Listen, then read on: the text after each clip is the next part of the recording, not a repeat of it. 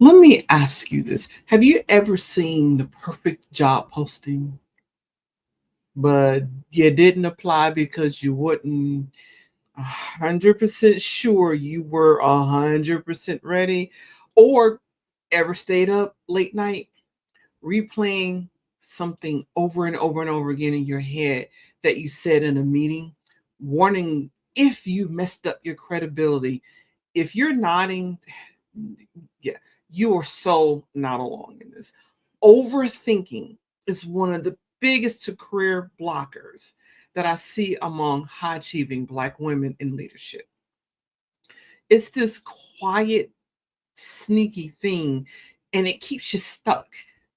Hey, y'all, it's Dr. Twanna, and I am a certified executive coach for Black women and your personal strategist for getting out of your head and stepping into your power. Now, in an ideal world, decision making in our careers would feel powerful, grounded. You just trust your instincts, take bold action, and move with purpose. You see an opportunity and know you're qualified. That's my job right there. That's mine. I know that. I know it. I know it. You know you're qualified without needing 10 tabs open looking for reassurance. But that's not always a reality, because what we should be doing, leading with confidence, often gets drowned out by fear, perfectionism, and that inner critic that just won't hush. Welcome, everybody. Thank you so much for joining me. For those of you on YouTube, welcome. For those of you that are looking at this on LinkedIn, you too are welcome. I welcome your comments. And for those of you who are looking at the replay as well, thank you as well. So let's break this down. All right. Overthinking isn't just about being thorough. It's this mental loop that shows up like replaying conversations in your head, delaying decisions to collect more data, or just being lost in decision analysis paralysis, or worrying about what is everybody going to think if I say that? What are they going to think if I do that? Or even seeking constant reassurance. And here's the truth, because I know, y'all, I know this because I've been there. Okay. Here's the truth. Many Black women in executive spaces, for many of us, overthinking isn't just a personal habit, it's a survival strategy, right?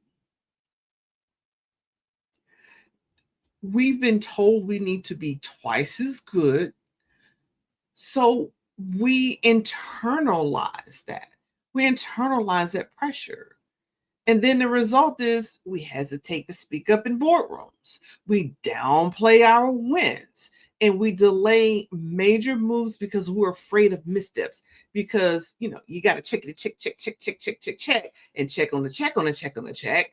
All right. And again, I know this well because that's where I used to be.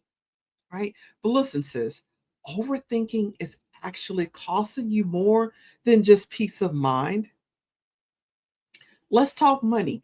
Every time you delay applying for that role or negotiating your salary because you're second guessing yourself, you are actually leaving money on the table.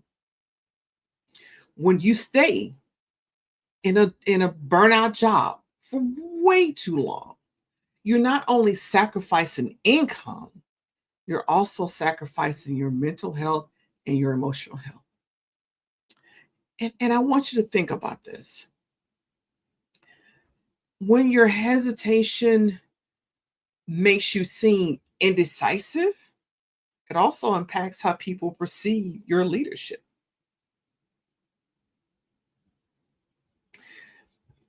That spiral of what if I mess this up? What if I mess this up? It's expensive emotionally, financially, professionally, not to mention just absolutely draining. I hear so many of my clients tell me, I'm just tired. I'm tired. I'm tired of being tired. I am just so tired and drained. So, what's the solution? I want to give you 7 practical tools my executive clients use to stop overthinking and take bold, confident action. So, let's go ahead and start with number 1. Acknowledge the root of your fear. Ask yourself, what am I really afraid will happen? Is it judgment from someone else, how someone's going to look at you? Is it rejection? Is it fear of success? Is it fear of failure? Shine a light on it. Just shine that light. Write it down. What is it that I'm afraid of or that I'm fearing? And number 2, set time limits on decisions. Give yourself a time block. I'll research for 20 minutes and then I'll decide, right? And just period. That's what you do. Now, granted, there are some things that there's going to need to be more than 20 minutes of research. So, do you need to block an hour on your calendar? Do you need to put that to another day where you give yourself a half a day to do the research and then go through everything and make that decision? But once you make that decision, like, here's what I'm going to do the research, here's what I'm going to talk to people, here's what I'm going to read. And then once I am done, I'm making that decision.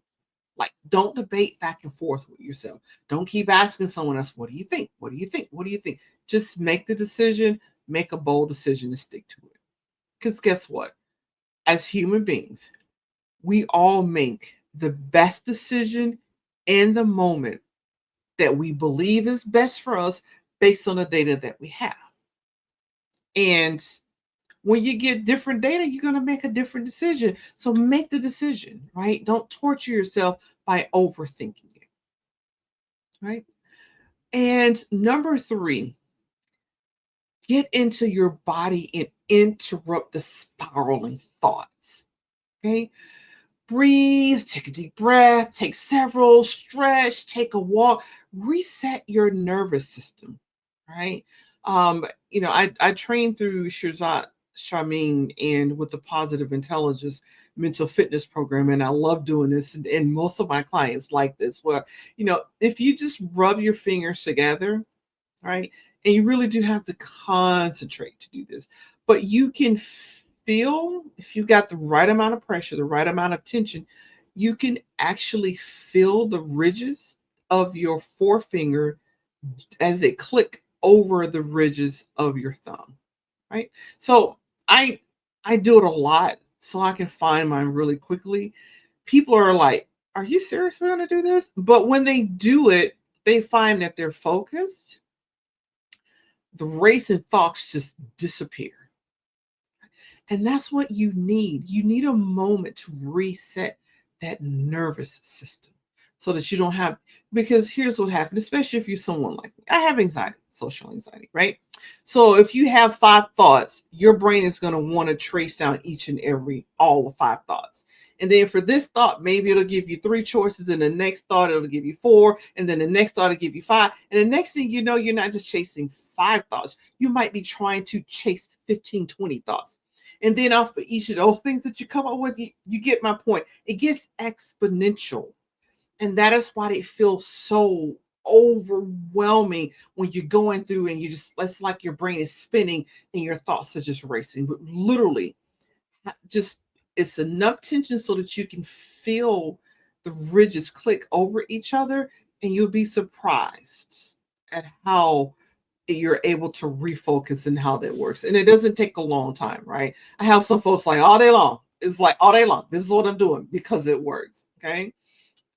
And also, number 4, use the 85% rule. You don't need to be 100% sure with every single decision. Most successful leaders act between 70 and 85% clarity. Why? 1, progress over perfection. Number 2, if you get some other data that says differently, you'll make a different decision. But if you don't get any data that says differently, then you make the right decision. Just easy peasy, right? Because it is progress over perfection. Number 5, you want to focus on the next step. You don't have to look down the road and focus on the next 15 steps, the next 7 steps, the next 20 steps. No, just just the very one, the next step that you got to do. And especially, again, if you have anxiety like I do, it is crucial to just look at that one step, or else you're looking out across 7 steps, 10 steps, 20 steps, and you're trying to control for steps that you haven't even gotten to, for things that haven't even happened. And that's why anxiety can feel like it's just spiraling out of control, and you're just overthinking and you're overwhelmed, right? You don't have to solve your whole career today, right? You just don't have to. Just take the next small move. That's it, right? And so for those of you that are looking like, okay, I know I've been here in this space for too long, maybe just start with updating your resume. And if that's like, are you serious? Because I hadn't done that in 2, 3 years. Okay, if you hadn't done it in 2, 3 years, we probably need to talk. We probably need to talk. We do. But maybe if that's too much of a chunk, then just look at jobs. Just go to a job board, pull up some jobs, right? Or you can just call up a network, someone in your network that you haven't spoken to in a hot minute. Call them up, see what they're doing, catch them up on what you're doing. Those are small steps that you can take, right? If you're looking at, like, I know I've been here, I need a career change. Maybe it's a class you need to take. Maybe you need to upskill a little bit. Whatever it is, take everything in small steps, right? Number 6, talk it out. Whether you have a therapy or you hire a coach, and you can have a coach and a therapist at the same time. Many of my clients do, right? Or maybe it's a trusted peer. Get those thoughts out of your head and into the light. Women tend to be processors, right? Men tend to be solution focused, solution finders. They're problem solvers, right? Women tend to be processors, meaning that we need to talk. And when the words are rolling out, it is, and I'm visual, so I do stuff like this. But when I talk, it is almost as if I can look up and see the words, and that's me getting them out of my head, right? And then as they're flowing out of my mouth, I'm almost looking up and looking over the thoughts again. And that's another way you can process. And so when we say get the thoughts out of your head into the light of day, that's what it is. Just get it out so that you can process and have someone else listen to it. And then sometimes it just makes it realistic, right? Again, I have anxiety. And so when you're anxious, sometimes you don't know if you're truly anxious because there's something verified, like this is real. Sometimes we're anxious because our system's a little bit off and it told us to be anxious, and it ain't really nothing to be anxious about. So that can make us doubt ourselves. Because like, is it for real? Or is it just me reacting or overreacting? But when you talk things out, you get past that, right? It is real. And then someone else, listens and they validate. You're like, oh, okay, I get that. I get that. Right. And so keep a confidence file. This is number 7. Say thank you notes and thank you emails and wins and compliments. Anything that reminds you that you're that girl, right? You're that girl. You've had wins before, and that's solid. That's real. You're that girl. Write that stuff down and keep a little folder. In the Army, we used to call it I love me file or I love me wall. Have an I love me file or an I love me wall, right? And review it on the hard days. Because here's the thing. I want you to listen carefully. Overthinking may not disappear overnight, but with the right tools and mindset, you can learn to turn the volume all the way down to just a whisper. You become the one driving, not your fear, not perfectionism, and not corporate pressure. You are in the driver's seat. Confidence isn't the absence of fear. It's the decision to move forward even when you're feeling the fear. That's real leadership. That's how you claim your time, your energy, and your career. Here's the bottom line. If you don't address your overthinking, it will cost you promotions, raises, peace of mind, and sometimes your purpose. Overthinking makes smart Powerful women stay small, but you don't have to stay stuck in the spiral. You deserve a career that lights you up, not one that leaves you overworked, overwhelmed, and overthinking. The fact that you're still here watching this video means that you're tired of second guessing every move and you're ready to shift into clarity. And I want to personally invite you, book a VIP roadmap session with me. In this session, we identify exactly what's keeping you stuck and we map out your next bold aligned step. Why? Because it's time to stop spiraling and start strategizing. So book your session today. The link is in the description and in the comments. Let's get you back into your power because your next level is calling and it's waiting on you to take that first step. You got this.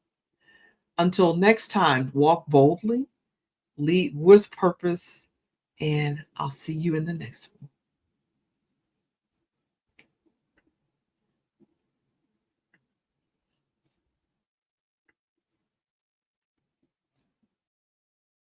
Thanks for watching. Ready to turn today's clarity into real progress? I'd love to support you. Click the link in the descriptions to connect.